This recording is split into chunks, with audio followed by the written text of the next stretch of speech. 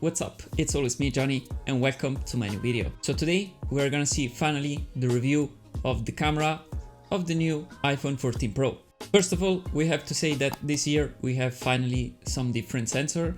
Of course, we have this sensor only on the main camera. We have also some changes for the ultra wide angle, but the most important changes it is actually on the main sensor.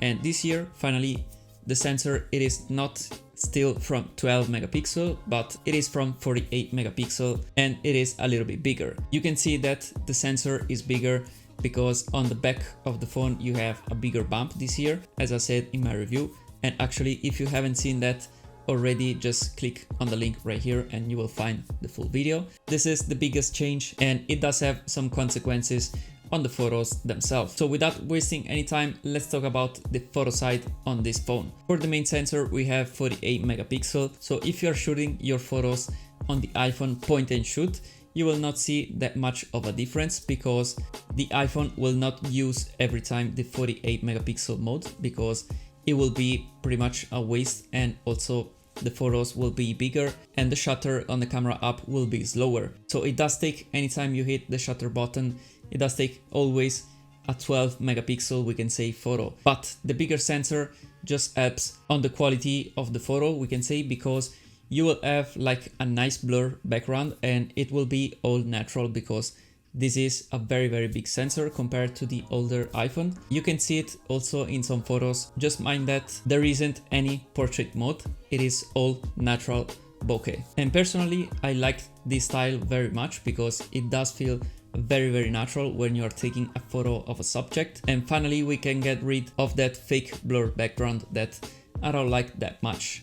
Then you can see that on the camera app you will have a 2x zoom. This isn't actually a new lens because the zoom lens it is from 3x, but if you click on 2x it will do a digital zoom and it will use actually the 48 megapixel, so it will technically fuse some pixel from the bigger sensor to make an image with a 2x zoom without losing any quality, and actually it isn't that bad. Also, with this new sensor you can have more light when you're shooting some photos, and this is always a good thing when we are talking about smartphones. And actually this thing it is happening also on the ultra wide angle lens because this year it is a little bit brighter and in fact it can shoot in low light just a little bit better than the last year model. And this is a very slight difference. It is not like the iPhone 12 from the iPhone 11, but there is a small difference, especially in the videos that I will talk about later. The 3x lens, it is always the same, so it does shoot some decent photos, but nothing special. It is a good zoom in my opinion, but I would prefer like a 5x zoom because it is more usable, we can say, because 3x it is a little bit less for everything. In my opinion, a 5x it will be the better choice. The quality of the image itself, it is pretty much the same one as last year model. We cannot see any big difference, we can say. So it is always the standard iPhone. And also on that note, I will compare this phone to another phone that you will not expect probably. And you can see that the differences are not that much and probably you will be surprised. So if you don't want to miss that video, just subscribe right now. Anyway, 48 megapixel, so you can shoot in this mode only if you shoot raw images. It is not that convenient because yes, you can manipulate the images and do some post-processing on the image, but they're taking like a lot of space on your phone and they are very heavy. Also, when you're shooting in RAW, you can see the delay on the shutter button on your phone. It is only for some very particular photos that maybe you know that after you shoot those photos, you will edit them maybe in Lightroom or in any other software, and you will do some crop maybe or some color correction and color grading. That's the only reason, because as I said before, you can shoot point and click and you will be good to go like always on the iPhone. Of course, you can shoot some macros, but they are pretty much the same one as last year. And one note that I have to say is that if you shoot with the main sensor, you cannot be very close to the subject. It will not focus if you are taking a picture with a very close subject. So it will switch automatically or maybe manually to the macro mode, so the ultra wide angle, because the bigger sensor will not focus at a small distance. So just keep that in mind. Let's talk about the video mode.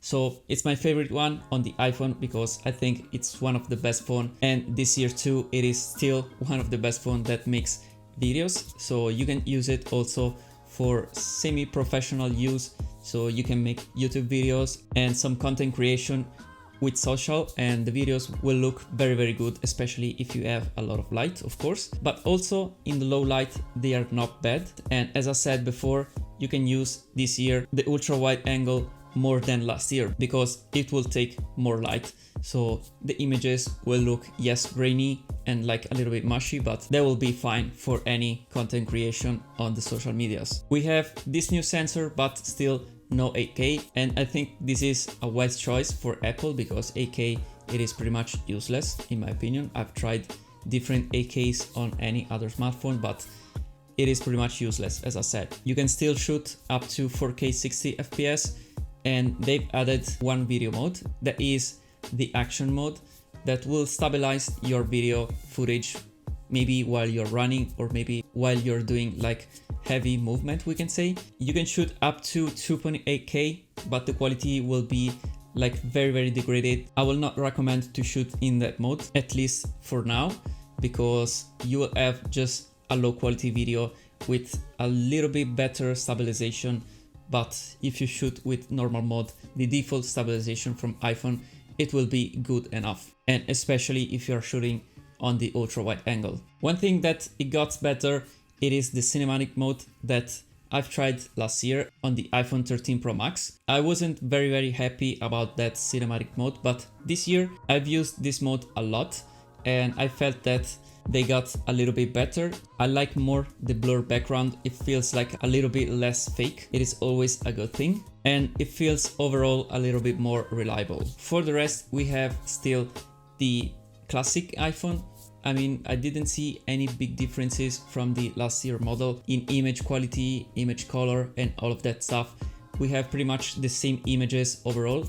As I said also in my previous video, if you have one recent iPhone, maybe the 12 or the 13, it doesn't make any sense to buy this new iPhone 14. Maybe the only thing that it changes, but by this much, it is the dynamic range. It is also in certain situations, but not on all situations. And one thing that I still don't like, it is the HDR on this phone, because sometimes it is a little bit more aggressive than standard, and I don't like it very much because it can ruin some photos. But if you know the issue, you can just disable that or maybe use it only in certain situations. So these are some conclusions for this video. And also, as I said in my previous video, the only reason why you have to buy this phone, it is for the 48 megapixel camera, but you have to use it in a very specific way, because it doesn't make any sense to shoot every time at 48 megapixel and so into the Apple RAW mode. And also another reason, it is that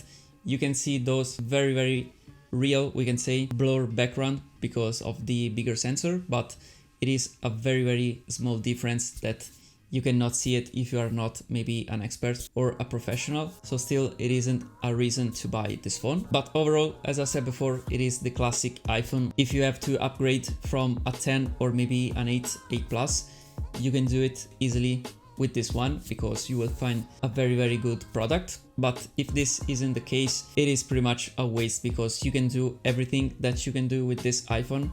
I'm talking about, of course, videos and photos. You can do it pretty much with every other iPhone, maybe the 11, 12, or maybe 13, especially the 13, that is very much similar to this one. So these were my few words on this new iPhone 14 Pro, and especially on the camera department.